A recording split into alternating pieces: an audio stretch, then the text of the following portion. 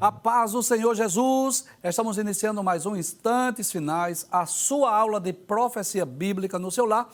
E desde já eu quero agradecer mais uma vez por sua audiência, a você que gosta de estudar as profecias bíblicas, os eventos escatológicos, a você que é um telespectador assíduo dos Instantes Finais e acompanha a nossa programação pela TV ou pela internet.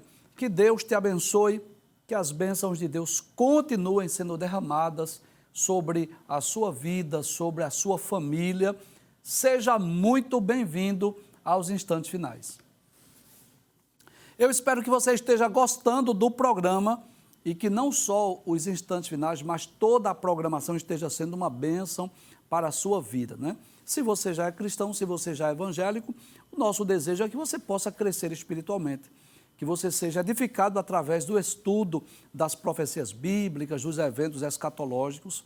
Agora, se você não é evangélico, o nosso desejo é que você possa receber Jesus como seu Salvador pessoal. Essa é a maior escolha, a maior decisão que o ser humano pode tomar na vida, que é receber Jesus para ter direito, né, à salvação, à vida eterna e poder desfrutar de todas as bênçãos que estão reservadas para os salvos no futuro, né? Eu digo sempre que a salvação não é apenas uma bênção futura, ela já é presente, mas eu diria que será no futuro que nós vamos alcançar o que nós chamamos de ápice da salvação, quando nós podemos desfrutar, né, de corpos gloriosos, incorruptíveis, do arrebatamento da igreja, da nossa morada eterna e feliz com Deus no céu, onde Deus enxugará de nossos olhos toda lágrima. E nessa nova temporada dos Instantes Finais, nós estamos estudando sobre a infalibilidade das profecias bíblicas, esse tema maravilhoso, esse tema extraordinário. Eu não sei você, mas eu particularmente estou gostando muito deste tema, porque é uma oportunidade de nós relembrarmos, recapitularmos essas profecias e vermos como as profecias bíblicas, elas são infalíveis. No tempo oportuno, no tempo determinado por Deus, as profecias têm o seu cumprimento cabal. Inclusive, deixa eu dizer algo aqui que eu considero importante. Esta é uma das principais razões pelas quais nós cremos, nós acreditamos que a Bíblia Sagrada é inspirada por Deus, porque seria impossível que tantas profecias pudessem se cumprir, anunciadas às vezes com décadas, séculos, milênios de antecedência, e elas se cumprirem na íntegra, se não for a inspiração divina. Então, esse tema da infalibilidade das profecias bíblicas nos mostram também que a Bíblia é um livro inspirado por Deus. E esta semana nós estamos estudando, né, nós demos início ao estudo das profecias bíblicas do livro de Isaías, que é conhecido esse livro como a Bíblia em miniatura, e o profeta Isaías é conhecido como profeta messiânico. Vamos relembrar as profecias que já vimos essa semana sobre Isaías? Primeiro, no programa anterior, nós estudamos essa, não é? Que o povo judeu seria levado para o cativeiro, que é uma profecia lá do capítulo 5, aquela parábola, lembra daquela vinha? Muito bem, nós vimos no programa anterior. Mas vimos também uma profecia no capítulo 1, onde Deus promete que iria perdoar o seu povo. Abre a tela, por gentileza. Capítulo 1 de Isaías, isso, muito bem, Deus promete perdoar o seu povo, foram as duas profecias que nós estudamos do livro de Isaías. Então, nós vamos perceber que hoje nós vamos estudar aquele texto bem conhecido, com certeza um dos capítulos mais conhecidos do livro de Isaías é o capítulo 6, que é a ocasião em que Isaías é escolhido e consagrado por Deus para o ministério profético. Abre a tela, por gentileza. Isso, Isaías é escolhido e consagrado para ser profeta. Então, você sabe disso, né? Que, deixa eu falar nessa câmera, você sabe disso que os sacerdotes, eles eram de uma família específica, de uma tribo específica. Os sacerdotes, eles eram da tribo de Levi, da família de Arão. Então, todos os filhos de sacerdotes, automaticamente ou consequentemente, eram também, davam continuidade a esse ofício sacerdotal. Os profetas não. Os profetas poderiam ser levantados de qualquer uma das tribos de Israel. E alguns profetas foram levantados por Deus para falar a outras nações, como Jonas, que foi levantado para falar contra os ninivitas, como Obadias, que foi levantado por Deus para falar contra os edomitas e outros. Mas a grande maioria dos profetas foram levantados para falar contra Judá e contra Jerusalém. E Isaías foi um desses profetas, chamado, escolhido, vocacionado, capacitado por Deus para ser profeta. Mas o chamado de Isaías é um dos chamados mais extraordinários da Bíblia, porque ele teve uma visão do trono.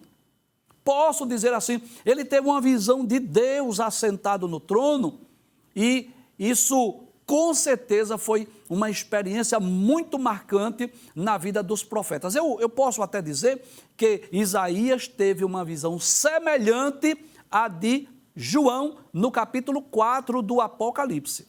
Há muita semelhança ou similaridade entre o capítulo 6 de Isaías e o capítulo de número 4 do Apocalipse. Foram visões extraordinárias que tanto Isaías como o próprio João na ilha de Patmos teve lá do trono de Deus.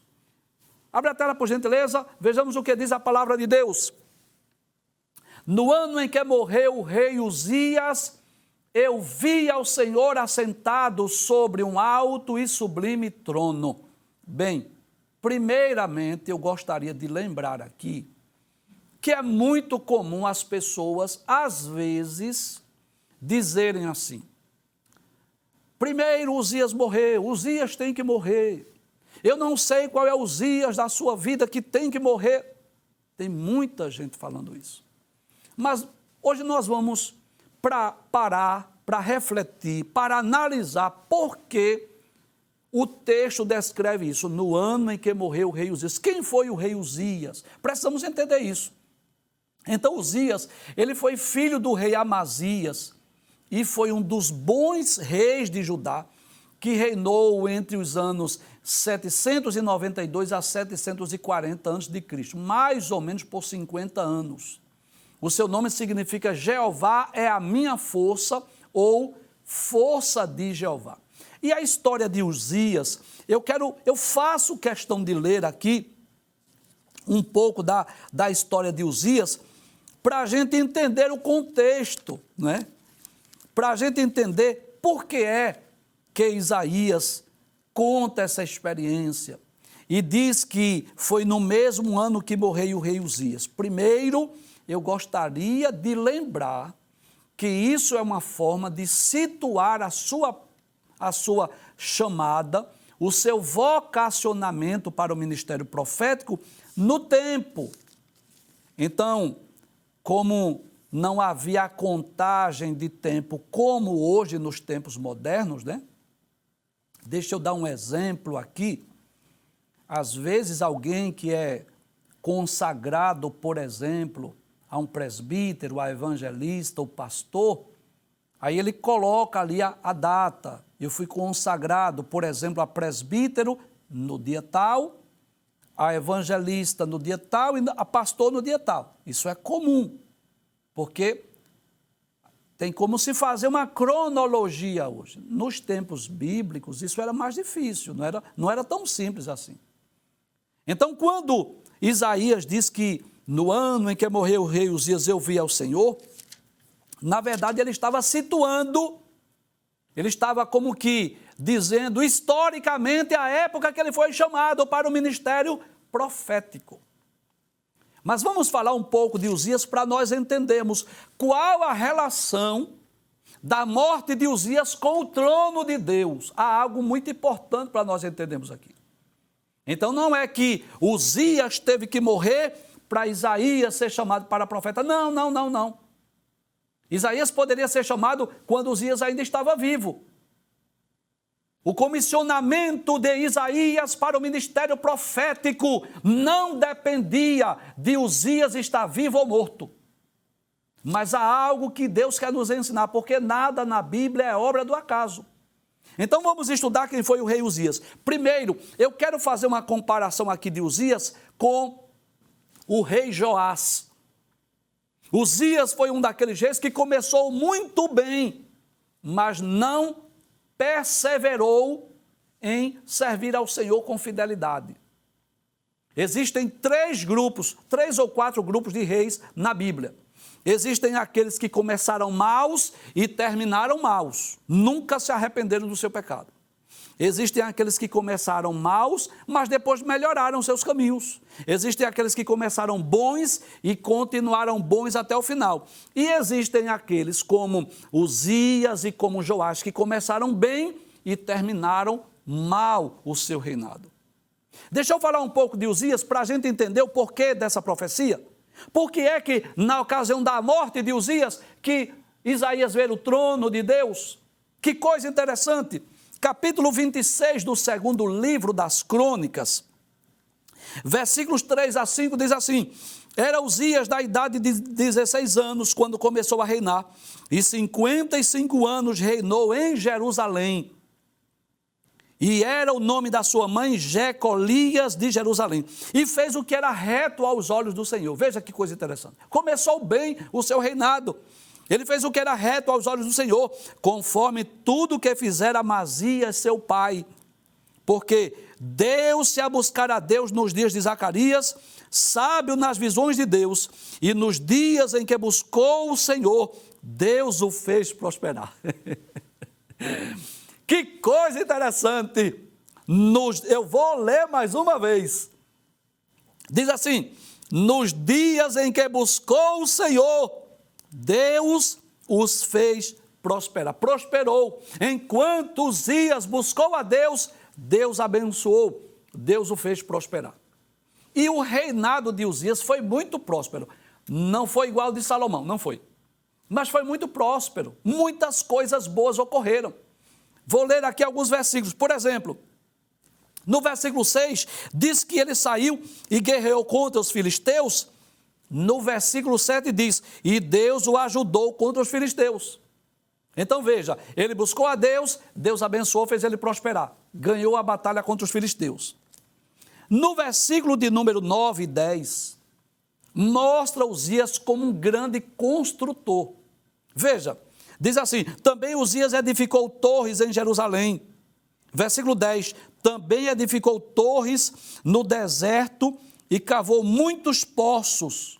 Então, ele também destacou-se como um grande construtor.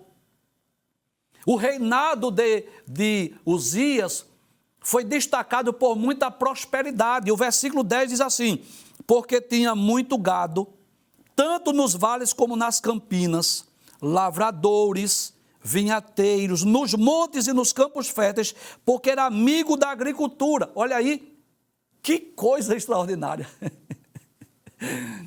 Uzias era um rei muito inteligente. Então veja, ele era um grande general, porque guerreou bem. Ele era um grande construtor. Ele era um homem que se deu muito bem na pecuária e na agricultura. Versículo 11, tinha também Uzias um exército de homens destros nas armas, que saíam à guerra em tropas. Versículo 13, havia um exército guerreiro de 307.500 homens, que faziam guerra com força belicosa, para ajudar o rei contra os inimigos. Enfim, ele era um grande rei. Próspero. Versículo 15 diz assim: ele era inventor. Uzias era um rei inventor. Versículo 15 diz assim: também fez em Jerusalém máquinas da invenção de engenheiros, que estivessem nas torres e nos cantos, para atirarem flechas e grandes pedras. Você já deve ter visto isso em algum filme, né, daqueles tempos antigos. Então ele fez máquinas, engenharias, para tirar flecha e grandes pedras. E voou a sua fama até muito longe, porque foi maravilhosamente ajudado, até que se tornou forte. Como seria bom que a história de Uzias terminasse aqui. Seria maravilhoso. Mas a história continua. Este grande rei, próspero, temente a Deus, inventor, um grande estrategista de guerra, um homem farto, rico, próspero, muito gado, muitos produtos agrícolas. Ele se ensoberbeceu. Versículo 16 diz: mas havendo-se já fortificado, exaltou-se o seu coração até se corromper. Então o problema de Uzias é o problema de Lúcifer, de Satanás. Se ensoberbeceu, se envaideceu, achou que era grande, achou que era invencível, achou que poderia fazer o que quisesse. E eu posso dizer que o problema de Uzias é o problema de muitos seres humanos, que porque atingiu fama, posição, dinheiro, status, acha que faz o que quer da vida, acha que é dono de si, esquece que quem está sentado no trono é Deus. Mas ele estava indo tão bem, Uzias, a fama dele percorreu todos os cantos, um reinado muito próspero, mas o coração se envaideceu. E a Bíblia diz que a soberba, que o orgulho precede a queda, e a altivez de espírito precede a ruína. Então todo soberbo, ele sofre as consequências. Deus resiste aos soberbos.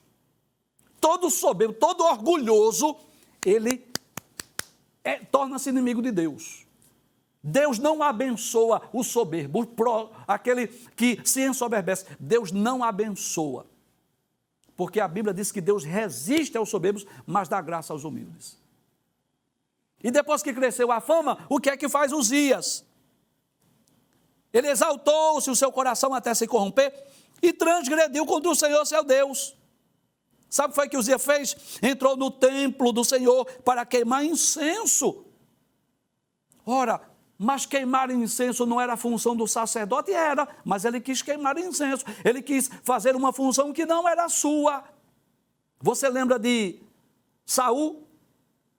Que Samuel demorou a chegar, não chegou no tempo aprazível, aí ele foi oferecer holocaustos e sacrifícios, você lembra disso? E foi repreendido pelo profeta Samuel.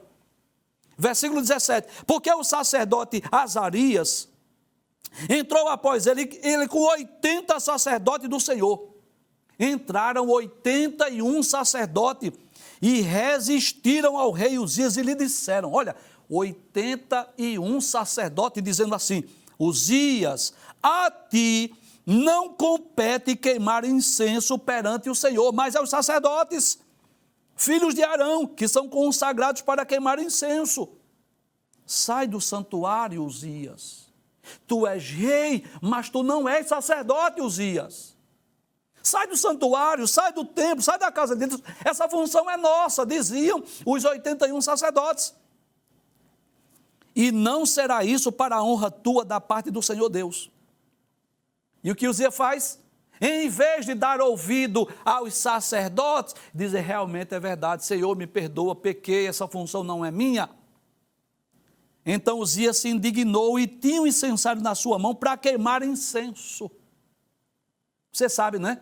Colocava-se ali no incensário aquelas substâncias odoríferas, e quando colocava naquelas cinzas, subia aquela fumaça que deveria ser realizado pelos sacerdotes.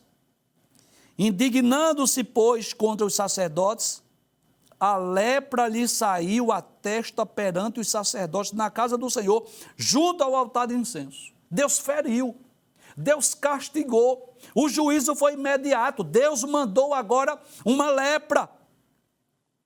Então o sumo sacerdote Azarias olhou para ele, como também todos os sacerdotes, e esse que já estava leproso na sua testa, e apressuradamente o lançaram fora. E até ele mesmo se deu para sair, visto que o Senhor o ferira. Foi um juízo imediato. Assim ficou leproso o rei Uzias até o dia da sua morte, e morou, por ser leproso, numa casa separada. Que tragédia! Um homem tão próspero, um homem tão abençoado, agora vai morar numa casa separada, porque foi excluído da casa do Senhor. E Jotão, seu filho, tinha a seu cargo a casa do rei, julgando o povo na terra. Aí o que acontece então? Jotão fica no palácio, julgando o povo, e Uzias numa casa separada, leproso. Por quê? Por causa da sua soberba, por causa do seu orgulho, por causa da sua vaidade, porque foi fazer o que não era missão sua. Achou que tinha o direito de fazer o que quisesse. Versículo 23. E dormiu Uzias com seus pais, e o sepultaram com seus pais no campo do sepulcro que era dos reis, porque disseram, leproso é, e Jotão seu filho reinou em seu lugar. Então, com certeza, quando Uzias morre, veio um lamento, veio um choro sobre a nação, porque ele foi um grande rei, porque ele foi um grande estrategista de guerra, porque ele foi um homem próspero, porque ele foi um homem inventor, porque ele tinha muito gado, ele tinha muita prosperidade, Israel havia prosperado, havia crescido. E é como se o povo estivesse dizendo assim, e agora o que será de nós que Uzias morreu? Porque toda vez que um rei morria, vinha aquela preocupação, será que o filho dele vai ser igual a ele? Será que Jotão será um bom rei igual a Uzias? E é nesse momento de luto, de tristeza, de preocupação, que Isaías vê Deus assentado no trono. Abre o texto, por gentileza. No ano em que morreu o rei Uzias, eu vi ao Senhor assentado sobre um alto e sublime trono. Sabe o que Deus estava dizendo a Isaías? Deus estava dizendo assim, Isaías, Uzias morreu, mas quem está no trono sou eu continuo no trono. E eu sei disso, que às vezes algum Uzias da sua família morreu. Talvez o Uzias tenha sido seu pai, talvez a sua mãe, talvez um esposo, talvez uma esposa, talvez alguém da família que exercia uma liderança. E você, quem sabe, está como Isaías, dizendo assim, Uzias morreu, e agora o que vai ser da minha vida? Aí Deus aparece dizendo assim, Isaías, eu continuo sentado no trono. Uzias morreu, mas eu estou reinando. Eu estou governando. Eu estou no controle.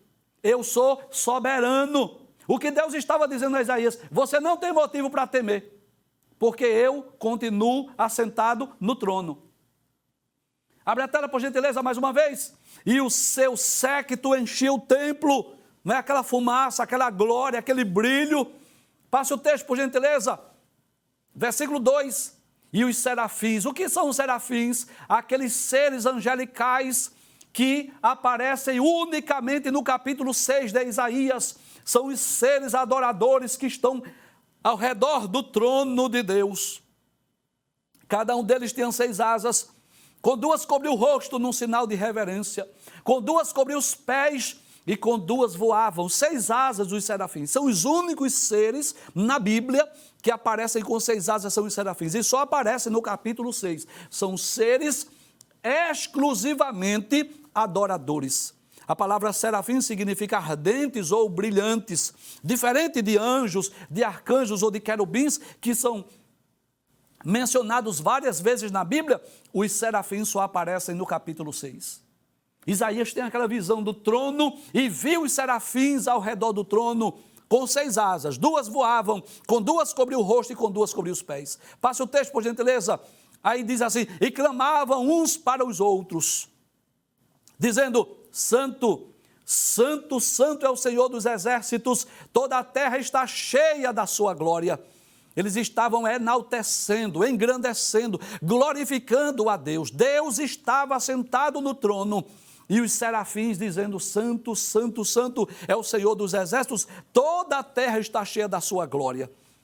É possível que esta tríplice referência à palavra santo, santo, santo, santo, seja uma alusão ou uma referência ao Deus Trino, ao Deus Pai, ao Deus Filho e ao Deus Espírito Santo. Passe a tela, por gentileza, versículo 4. E os umbrais das portas se moveram com a voz do que clamava, e a casa se encheu de fumaça. Isso era a visão de Isaías. Isaías descrevendo como foi a sua missão. Com certeza, um dos chamados, um dos comissionamentos mais extraordinários da Bíblia. Porque não era comum, não era comum os profetas terem essas visões do trono de Deus para serem chamados para o ministério profético. Mas é como se Deus dissesse assim: eu preciso me revelar a Isaías. Há duas coisas que eu quero revelar a Isaías. Primeiro, eu quero revelar a Isaías que eu continuo governando tudo. Eu quero que Isaías entenda isso, que ele não deve estar aqui de cabisbaixo porque Uzias morreu, porque o problema é se o trono estivesse desocupado, mas eu continuo do trono. O trono de Uzias foi ocupado por Jotão, mas o meu trono nunca será desocupado e ninguém nunca vai substituir Deus. A segunda coisa que Deus queria mostrar para Isaías é que ele ainda não estava pronto para ser profeta. Ele ainda precisava ter os seus lábios purificados, mas Deus sabia o que fazer. Deus já tinha uma solução para Isaías. Passe o texto, por gentileza, versículo 5. Então disse eu: ai de mim, que coisa interessante. Porque quando nós lemos o livro de Isaías, traz a tela, por gentileza, nós vamos perceber que várias vezes Deus usa Isaías para falar dos judeus, dos israelitas. Várias vezes Isaías é chamado, é escolhido, é vocacionado por Deus para denunciar os pecados de outras pessoas. Por exemplo, no capítulo 5, no versículo 8, ele diz: ai dos que ajuntam casa a casa, reúne herdade a herdade, até que não haja mais lugar, e fiquem como únicos moradores do meio da terra. Capítulo 5, versículo 11, ele diz: ai dos que se levantam pela manhã e seguem a bebedice, e demoram até a noite, até que o vinho os esquente. Capítulo 5, versículo 18, ele diz: ai dos que puxam a iniquidade com cordas, de vaidade e pelo pecado, como se fossem cordas de carro. No capítulo 5, versículo de número 20, ele diz: ai dos que ao mal chamam bem, e ao bem mal, que fazem da escuridade luz, e da luz escuridade, e fazem o amargo doce, e do doce amargo. No versículo 21 ele diz: ai dos que são sábios a seus próprios olhos, e prudentes diante de si mesmos. No versículo 22 ele diz: ai dos que são poderosos para beber vinho, e homens forçosos para misturar bebida forte. No versículo 23 ele diz: ai dos que justificam o ímpio por presente, e aos justos negam justiça. Ou seja, ele já havia sido usado por Deus para combater os pecados, denunciar, chamar o povo ao arrependimento. Ai deles que fazem assim, mas agora, diante daquela visão, diante da visão do trono, ele diz assim: ai de mim. Ele olhou para dentro de si, ele olhou para si mesmo. Outrora ele estava olhando só para os pecados da nação, agora ele olhou para si mesmo. Abre o texto, por gentileza.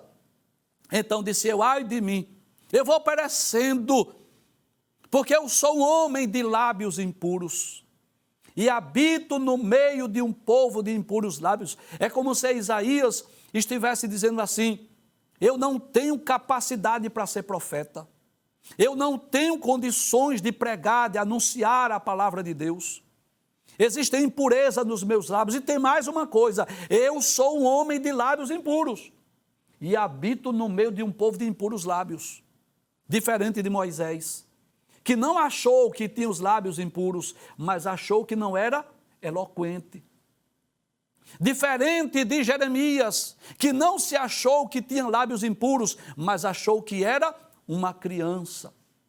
Isaías, diante do trono, diante da visão, diante da majestade, Os serafins dizendo santo, santo, santo é o Senhor dos exércitos, ele disse misericórdia. Como quem diz assim, misericórdia. Eu sou um homem de lábios impuros, eu habito no meio de um povo de impuros lábios. Abre o texto, aí diz assim, e os meus olhos viram o rei, o Senhor dos exércitos. É como se ele reconhecesse a sua pequeninez, a sua fragilidade. É como se ele reconhecesse o seu pecado. Isso me faz lembrar certa ocasião que Jesus apareceu aos discípulos lá no mar da Galileia e Pedro, quando soube que era Jesus, ele mergulha lá nas águas, porque reconheceu que era um pecador. Afasta-te de mim, Senhor, que eu sou um pecador. E diante daquela visão, Isaías olhou para si, reconheceu o seu pecado, reconheceu que era alguém que não tinha condição de exercer o ministério profético. Passe o texto, por gentileza. Versículo 6. Aí diz assim, mais um dos serafins, porque Deus tem a saída, Deus tem a resposta, Deus tem a solução, Deus sabe como tratar, Deus tem um tratamento ideal. Primeiro, Isaías tinha visto o Deus sentado no trono. Segundo, Isaías viu que era um homem incapaz, mas Deus tinha a saída, a solução, o remédio, a solução para resolver a impureza dos lábios de Isaías. Abre o texto, por gentileza. Mas um dos serafins voou, um daqueles serafins que estava ali dizendo, santo, santo, santo é o Senhor dos exércitos, toda a terra está cheia da sua glória. Ele foi e voou para ele, trazendo na mão uma brasa viva, que tirara do altar com uma tenaça, uma espécie de um pegador. Pode deixar o texto aberto, por gentileza. E com ela tocou a minha boca, tocou lá nos lábios. Deus foi lá onde estava o problema, porque Deus é especialista em ir lá onde está o mal, onde o mal está alojado. Deus sabe onde está alojado. E Deus tocou na boca, não é? Deus não, o serafim tocou na boca de Isaías e disse assim, eis que isto tocou os teus lábios, e a tua iniquidade foi tirada, e purificado o teu pecado. Como que diz assim, Isaías, tu estás limpo agora, tu estás perdoado, tu já não és mais um homem de impuros lábios. E Deus faz aquela pergunta extraordinária que nós sempre lemos ou ouvimos alguém ler nos cultos de missões. Capítulo 6, versículo 8. Pode passar o texto. Pode passar o texto? Aí depois disso, depois de quê, professor? Depois que Isaías viu o Senhor no trono.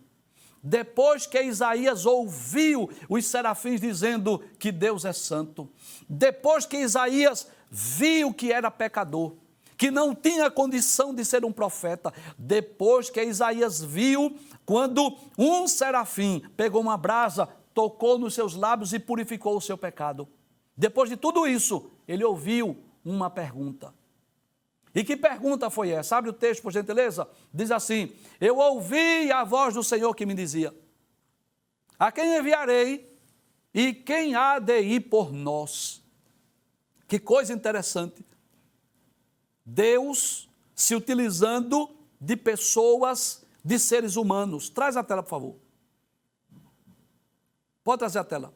Embora Deus seja autoexistente, embora Deus subsista por si mesmo, embora Deus, o soberano, não precise de nada e de ninguém, Deus se utiliza de seres humanos.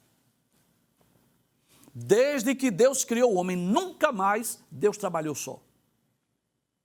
De Gênesis a Apocalipse, nós vamos ver Deus se utilizando de pessoas para obras específicas.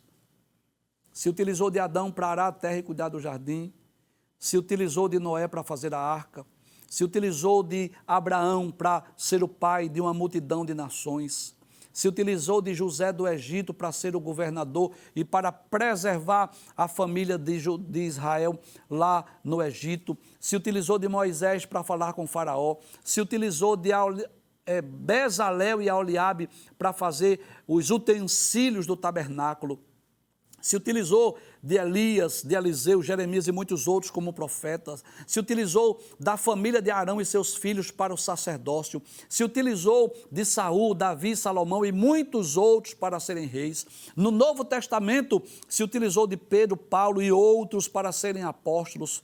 E como diz Efésios 4:11, ele chamou, Cristo chama uns para apóstolos, outros para profetas, outros para evangelistas e outros para pastores e doutores. E assim, Isaías ouviu a voz de Deus perguntando: a quem enviarei? Quem há de ir por nós? É como se Deus dissesse assim: eu preciso de um homem, de uma voz que fale por nós aí na terra, que denuncie o pecado de Judá e de Jerusalém. Quem é que vai? E é muito interessante a prontidão de Isaías em responder ao Senhor depois das experiências. Quem há de ir por nós? E ele se prontifica, ele se dispõe a ser essa voz, a ser este profeta, a ser este homem, essa pessoa que iria falar em nome de Deus. Abre a tela, por gentileza. E diz: então disse eu, eis-me aqui, envia-me a mim. Está aí Isaías sendo chamado, vocacionado, escolhido para ser profeta. E nós vamos colocar só um texto como referência do cumprimento desta profecia, que é um texto bem conhecido. Pode abrir a tela, por gentileza, capítulo 38, versículo 1. Dentre as muitas profecias de Isaías, nós colocamos essa aí, que é uma das mais conhecidas, uma das mais extraordinárias, quando Ezequias adoece. E veio a ele Isaías, filho de Amós, detalhe, o profeta. Ele disse: assim diz o Senhor, põe em ordem a tua casa, porque morrerás e não viverás. Olha o cumprimento aí. Olha Isaías sendo usado por Deus como profeta. E eu já disse aqui, pode trazer a tela, por favor, que o livro de Isaías é conhecido como a Bíblia em miniatura. E por que, professor? Porque a Bíblia tem 66 livros, o livro de Isaías tem 66 capítulos. A Bíblia tem duas divisões principais, o livro de Isaías tem duas divisões principais. A primeira divisão principal da Bíblia tem 39 livros, a primeira divisão do livro de Isaías tem 39 capítulos. A segunda divisão principal da Bíblia tem 27 livros, a segunda divisão principal do livro de Isaías tem 27 capítulos. Por isso ele é conhecido como a Bíblia em miniatura. E nós vamos ver só algumas das principais profecias de Isaías. Passe a tela, por gentileza. Vamos ver só algumas. Ele falou sobre a glória futura de Jerusalém. Ele profetizou sobre o dia do Senhor. Ele profetizou sobre o nascimento do Messias. Ele profetizou sobre o advento e o poder do Messias. Ele falou sobre o reino do Messias, que será pacífico e próspero. Ele falou sobre a grandeza e a glória do reino do Messias. Pode passar a tela. Ele falou sobre a doença e cura do rei Ezequias. Ele falou sobre a vinda de Ciro, o rei da Pérsia. Ele falou sobre a destruição dos ídolos de Babilônia. Ele falou sobre a missão do Messias, sobre o servo sofredor, sobre a glória futura de Jerusalém e a gloriosa consumação da história.